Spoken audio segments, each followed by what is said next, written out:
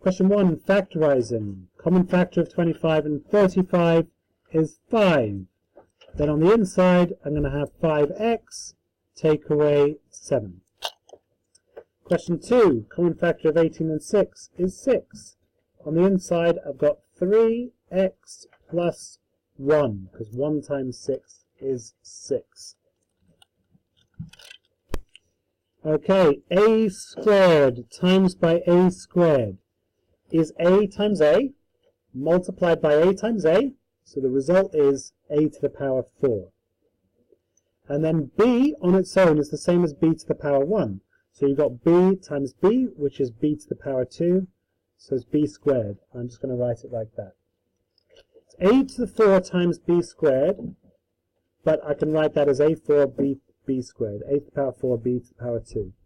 Right, this one similarly is, that a on its own is the same as a to the 1, so that's a times a, which is a to the power 3, and then that's being multiplied by b to the power 4, so that's a cubed b to the power 4.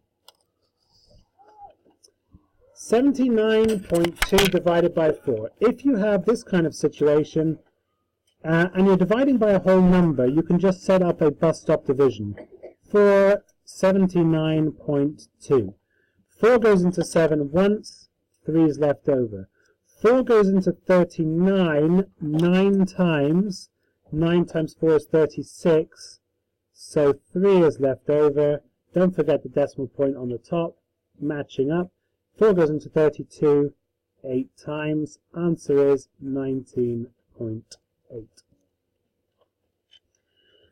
Next question, 37 times 9. Whatever method, I want to see a method from you guys. It could be a column method, it could be a grid method. If it's a mental method, please then show it. So like as a mental method, I might do 37 times by 10, which is 370. And I know I'm going to have one less amount of 37, so that's going to be 333.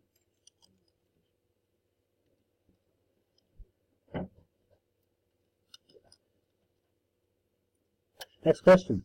7/8 plus 3/4. So make them both out of common denominator, in this case 8. 7/8 plus 6/8. It gives me, 7 plus 6 is 13/8, which gives me 1 whole and 5/8. Question 8. Common denominator is 6. So I've got 4/6. Take away. That's times by 2, so this one's just 1/6, which gives me 3/6, which is the same as 1/2.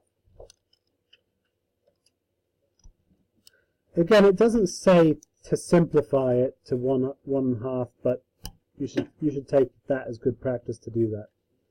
Okay, nth term. Oop. Nth term, question 9. We're going up 10 each time. Up 10, up 10, up 10. So we got 10n plus 1. Because how do I get from 10 to 11? I have to add 1. Up 5, up 5, up 5. So this is going to be 5n plus 2. Just if you're not entirely certain about nth term, which I know you guys are getting good at, the n is the term number. So if I do 5 times 1, I got 5. That's why I have to add 2 to get 7. 5 times 2 would be 10, which is why I have to add 2 to get 12, and so on. Question 11. 2.2 divided by 0.2. Let's put this like this. 2.2 divided by 0.2 is the same as 22 divided by 2, which is 11. Use equivalent fractions. Okay, we can multiply top and bottom here by 10.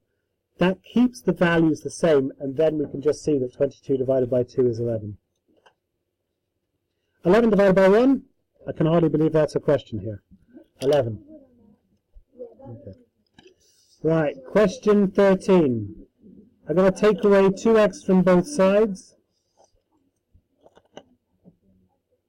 That's going to give me 2x plus 4 equals 10. I'm going to take away 4 from both sides. That gives me 2x just equals 6. Divide both sides by 2. X equals 3. Right, a bit of expanding brackets first here. 2 times by 8x gives me 16x. 2 times by 5 gives me 10. Equals minus 22. You don't actually need to do that first. With algebra, there's a lot of flexibility. And you could have divided both sides by 2 to begin with and get 8x plus 5 equals minus 11. But I'll do it this way. So 16x is minus 22. So if I take away 10 from both sides, I get 16x equals minus 32. Now, if I divide both sides by 16, so here I'm just going to continue the working here. 16x equals minus 32. If I divide both sides by 16, you've got to be careful with our negative divisions. Minus 32 divided by 16 is going to give me minus 2. Right, divide 65 in the ratio 11 to 2. So that's 13 parts. So if I do 65 divided by 13 to find how much is in one part, that's going to give me 5.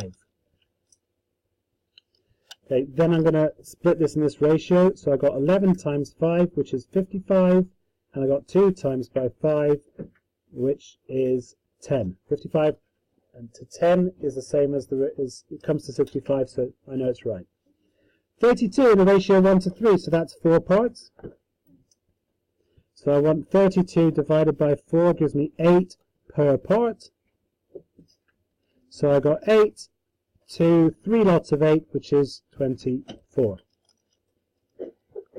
Next question, 61% as a fraction in its lowest form. 61 out of 100. Can I simplify it? I don't think so. I think it stays like that.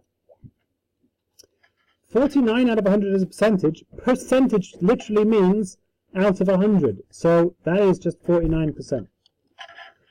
The gradient, right. I know we haven't done much of this, but y equals mx plus O.